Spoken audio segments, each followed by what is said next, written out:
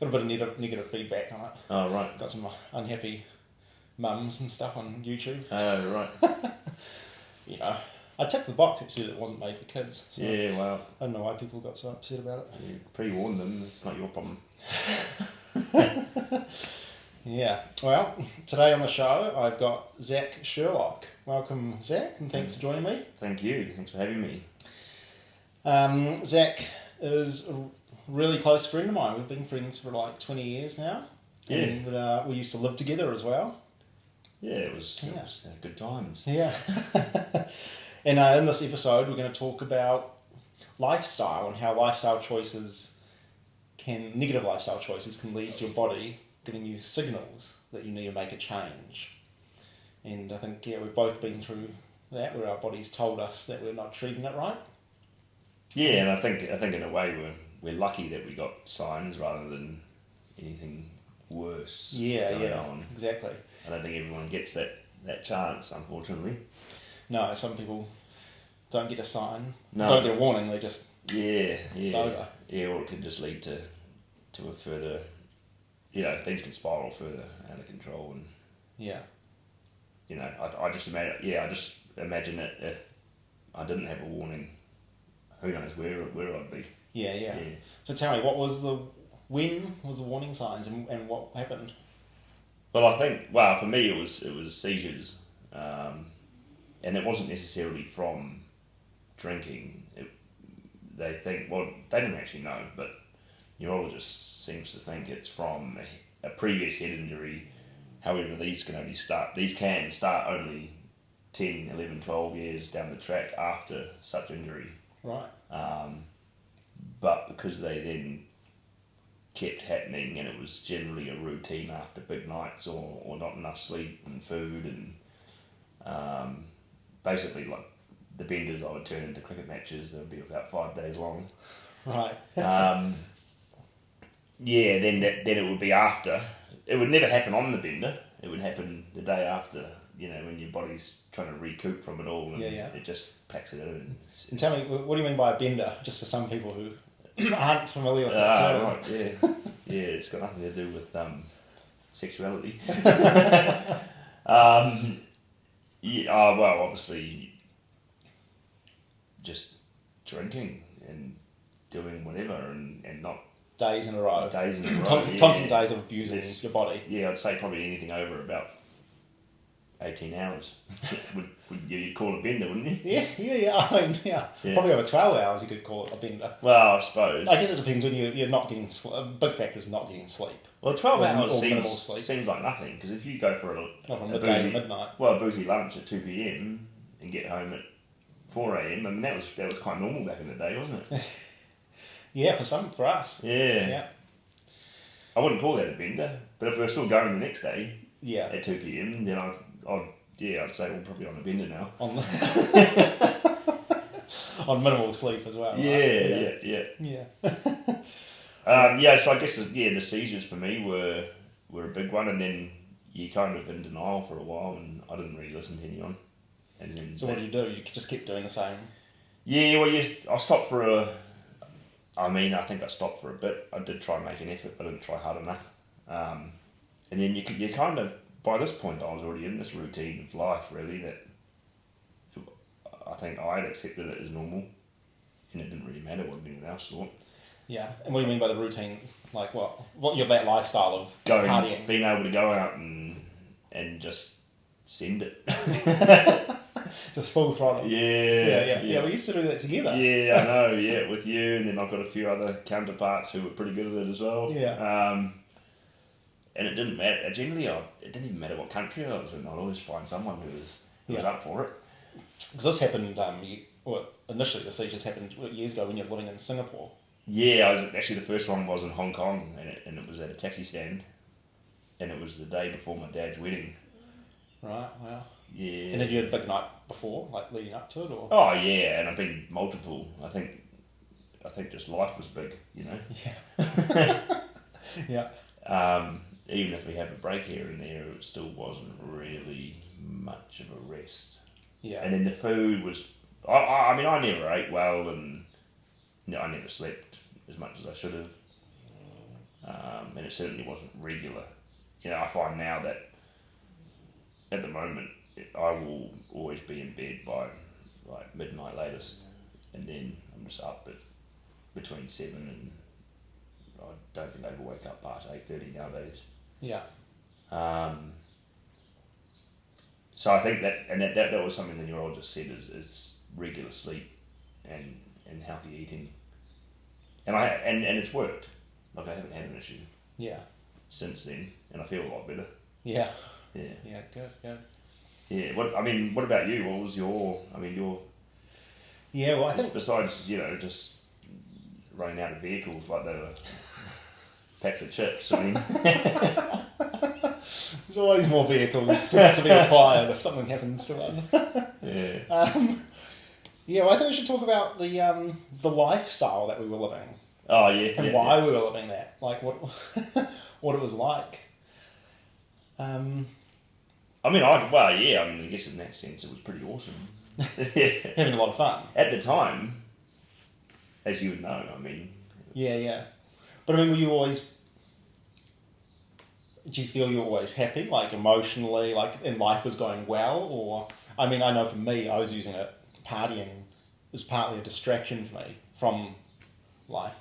I think initially it was good, and then I think almost life just deteriorates around you when you're doing that because you're not really living any life. You're not focused on any progression. You're just focused on partying, or just having a good time. Yeah, and just sending it, so to speak. Yeah.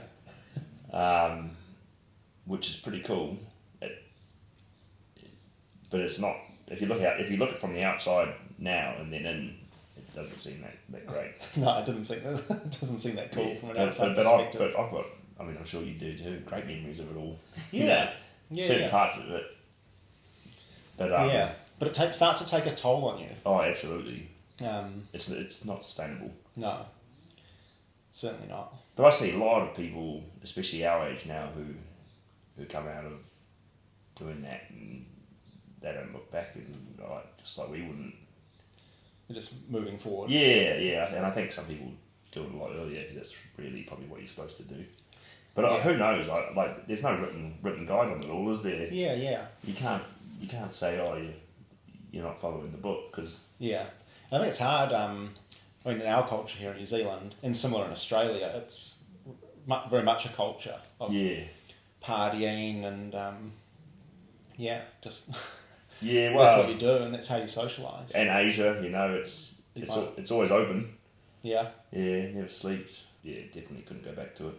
Yeah. I think from a health perspective as well, it's who knows. I think, and for my issue anyway, with seizures, the more you have of those, the more frequently they keep coming. Yeah, and how many did you start to have, and what was the turning point from where you realised you needed to actually make a change in your lifestyle? Was there a specific moment you remember, or? Yeah, I think it was after that last one I had here. Yeah. That you watched. Yeah. In the morning. You didn't even realise you'd had one. No, well, I never know because I'm unconscious. Right.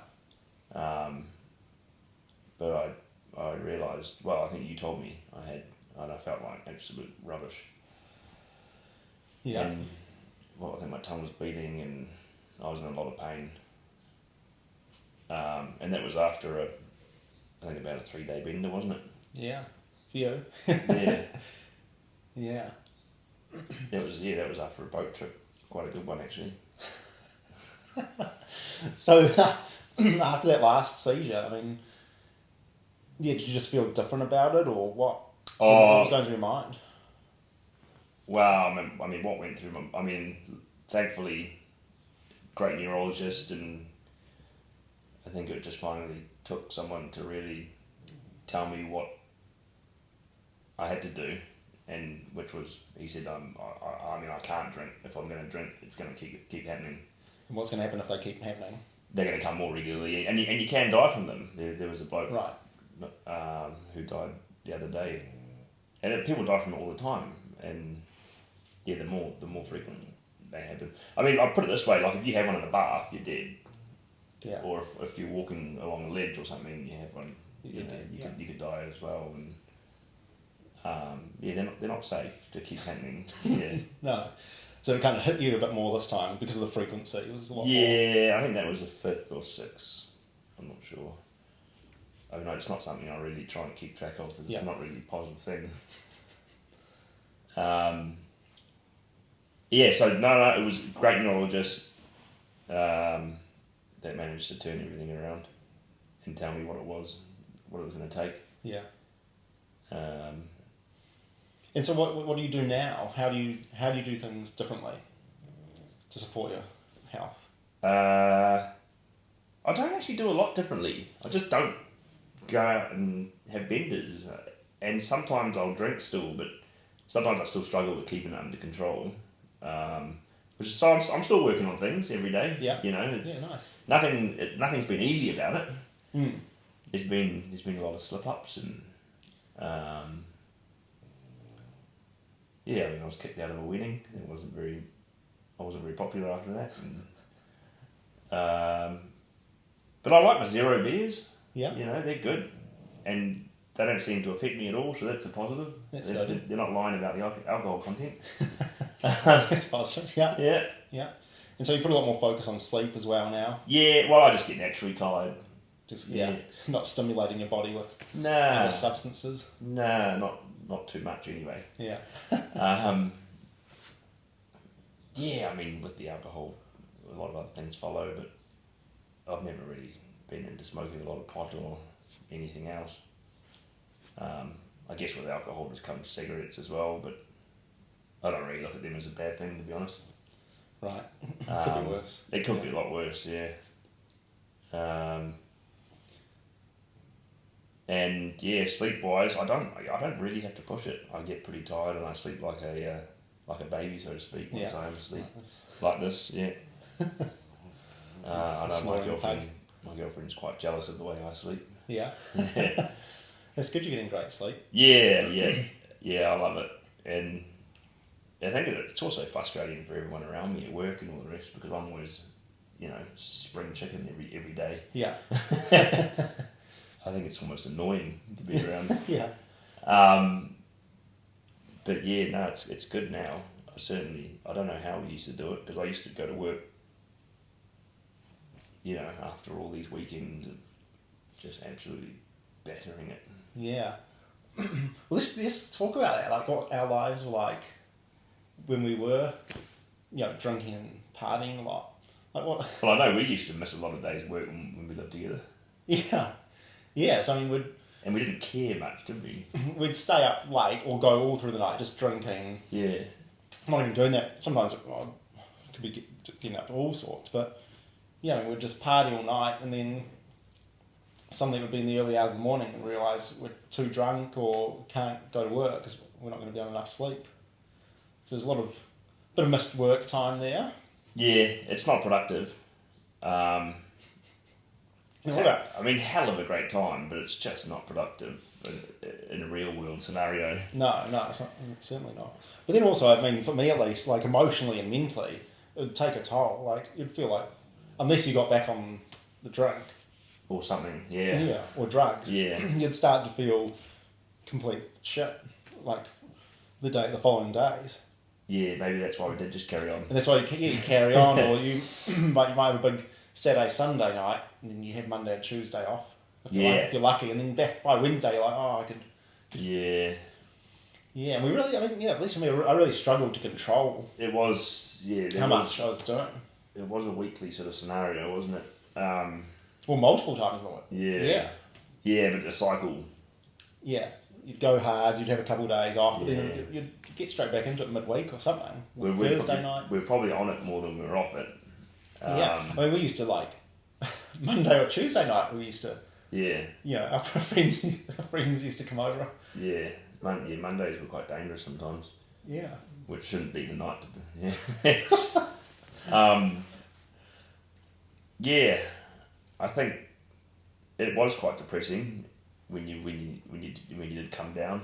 Yeah, I mean, I certainly felt that. I used to get that quite a lot. You never used to show your hangovers too badly. So I remember there's a few times, but Yeah. you look pretty shit. But most of the time, Yeah, I used to handle it all right. But Yeah. for me, it was if I'd done drugs and stuff, then that come down over the next few days, or especially if it'd been building up, you've been doing a lot of drugs throughout the week or something, then, when you come around the following Monday, you really start to feel a lot heavier. Yeah. And, at least for me, it used to feel like, pretty like depressed at times and so lethargic and unable to focus. Oh, it's extremely depressing. And I struggled with the eating. I couldn't eat. Yeah. And I struggled to keep weight on as it is. And so I don't think, it was definitely not sustainable for me. I don't even know how I made it that far through. Yeah. I mean, I probably ate half a mountain every month than what I should have been. Right. Just because of all the days off eating and drinking instead. I generally wouldn't get that hungry if I was drinking. Yeah. Yeah. I could never eat the next day. Yeah. Yeah. And you're not, that's not how you're supposed to live. No, and your body realises it. No? Yeah. It's like with you, with the seizures becoming more frequent and... Yeah, you just turn, like, your body's useless. You can't do anything. Yeah. I mean, how do you feel now, mentally, emotionally, and physically? Well, I feel so normal, I think, in the way that I don't really ever think about it, because I don't... You really only think about things when you feel so crap. Yeah. So, I guess now I don't really ever think about it. And then, like I said, I've had a couple of slip-ups, and when I have those, I'm like, oh, yeah, no, I don't miss this. But even then, I don't really get the depression or anything afterwards. I actually come right a bit quicker, because maybe it's just a bit more positive, because I know it's not my life anymore. Yeah. And I don't really ever drink as much as I used to, because I can't. It's almost like I'm allergic to it now. Yeah. I just start throwing up, and That's your body's response to it. So, Yeah. It's poison. I mean, if you try to put too much in, it's rejecting it. Yeah, but I used to be able to just drink as much as I want for however many days and never throw up. I guess because you're used to it. Yeah, so it's good now that I'm not used to it. Well, I guess in a way of not being able to drink, but if I wanted to be able to drink, then I wouldn't be very good at it. Yeah. Yeah. No, so I think, I feel great. I love waking up early and getting things done. I just do other things now, just, home maintenance. And Yeah. Was it a struggle to stop, or do you find it difficult in situations? And you've mentioned you've still had a few slip-ups because you're still learning and figuring it out. Are there things that you notice that trigger those slip-ups? Oh, I just no control, really. I don't think I'll ever have any control. I don't think the slip-up's really anything to do with anything else bar my relationship with alcohol and it being a bad one. Yeah. Or really good, depends which way you look at it. Too good a relationship. Yeah. It's like you told me, you gave me the analogy before about I mean, that's what I said to you before we started this. I said we could just talk about the fact that it's a bad relationship. In a sense that it's like one of those girlfriends where you can't stay away, but it's never going to work, kind of thing. Yeah, you keep going back.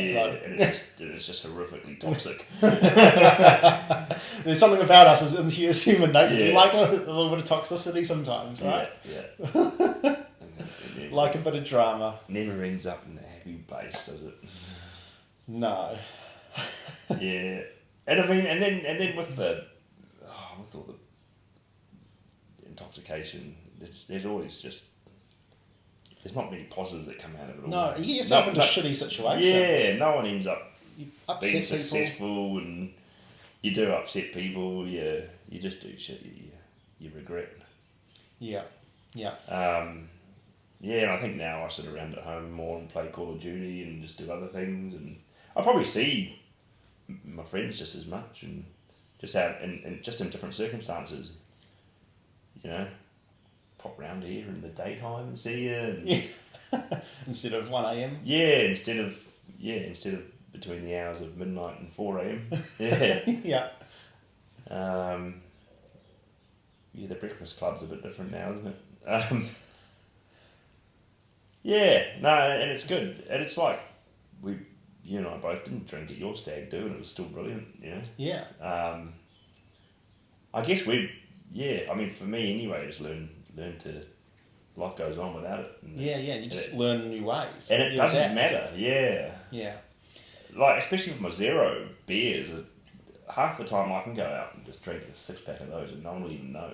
Yeah, they don't bother you. People don't bother you. Well, and if they do, they're like, "Oh, can I try it?" And they're actually amazed at how good it is. Yeah. See, I think this is a big thing for people. I mean, in varying ages, but like some people think it's really difficult to make this kind of change. Like they might see that they might be unhappy with their life. Right? Yeah, well, we know people who are slightly unhappy, and they still continue to be in the cycle of abusing their body, abusing themselves with alcohol and drugs. Yeah, but I think they think it's too difficult to change or to do it differently. Yeah, I don't think it can't be that bad because I managed to do it, and I certainly didn't ever think I'd be able to do that or ever want to. But you did want to. You do. Yeah. Well, I sort of got told, and then I thought, then once I actually pulled through and just done it, like no one else I had to do it. I stopped drinking before you did. You did. And I was still living here. Probably wasn't the easiest place to do it, but I didn't have a choice, did I? Yeah. I mean, Amy helped me a lot, my girlfriend, and still does. Yeah, there's certain people around you. I mean, you'll have people who help you, and everyone's got reasons why it may be more difficult or easier. Yeah. What do you think are some ideas or some ways, some inspiration for people who are kind of stuck in that hole that need to get out? Oh, look, I don't know. I think everyone's is going to have to find whatever works for them. I mean, for me, I could say what kept me busy, but that doesn't necessarily mean it's going to help anyone else. I mean, what did I do? I think I started riding around on electric skateboards and playing lots of computer games and going away when possible, and that's right. Yeah. I just kept busy. Yeah. It didn't matter what it was. That was a big thing for I don't know about you, but for me it was boredom. Yeah. If I was too bored. Yeah. Especially when I was like living alone, or if someone was in the house by myself for an extended period of time, I get bored. Have a few drinks. And end up having a few drinks or something, and then it's just chaos from there. Yeah. So I like that. Keeping busy. Yeah, you got to keep busy. Hobbies, Yeah, and you just got to change your hobbies. I mean, my hobby was certainly drinking prior to that. So it was just all about changing it. And so what different things going to work for everyone else, eh? I mean, you just got to do what you want to do. Yeah. And do you find you made a decision to stop after talking to the neurologist and after that last seizure? Yeah. I think that was. I didn't want to have another one. It was actually a really bad one. I think I was in hospital for a night or maybe even 2. I can't even remember. It screws up your memory pretty badly. Yeah, and sometimes that's what it takes for a big behavioural change for people is a whole lot of pain or something to be associated with medical behaviour. Yeah, and I mean, and for for my girlfriend, it wasn't fair either, having to be there and watch that, and she had nothing to do with it. She wasn't even on this trip with me. Yeah. She just had to deal with it all when I came home. Yeah. So I don't think it's not fair on anyone, and the family's been through enough too, and I don't know. I guess now that when I look at it, I wouldn't want my son to be doing that. No. All that neglect. Yeah, might be a fun time at the time. Yeah. But I mean, nothing really good comes of it. No, not at all. No. But at least we're very lucky to be to have lived the tale and Yeah, alive and healthy. Talking about it now. Yeah. Learned from it. Hopefully, teaching other people. Yeah, well, that's what you're taking care of, mate. I don't have to worry about that part. Yeah. I'll try to educate everyone, but with your help, it's been good. Exactly. People watch and they take what they can from it, and some people need to hear these things. Yeah, if you've got any questions, I mean, obviously you're more than... Yeah, don't worry, I'll put your phone number on the... Yeah, right, on YouTube. And... that can be changed. Well, that's good, mate. Thank you very much, and that's a good place for us to wrap it up. Yeah, no problem. Yeah, thanks for joining me. I appreciate it. We can always do another round if needed. And I mean, there may be questions from other people. We can maybe even get it. If there's a list long enough, we'll go into it again. Yeah. And, there you go. Hear that? Write in your any questions you've got for Zach or me. Yeah. Put it in the comments, and we can do some more talking about this, about lifestyle changes.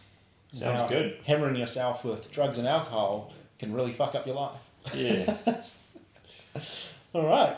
Everyone, to everyone who's watching and listening, your time and attention is always appreciated. I want to thank you. And to you all, see you next time. See you later. That brings us to the end. I want to thank everyone for watching or listening. If you enjoyed this episode, please share it, or check out my website, www.huljich.life. Please join me for my next episode.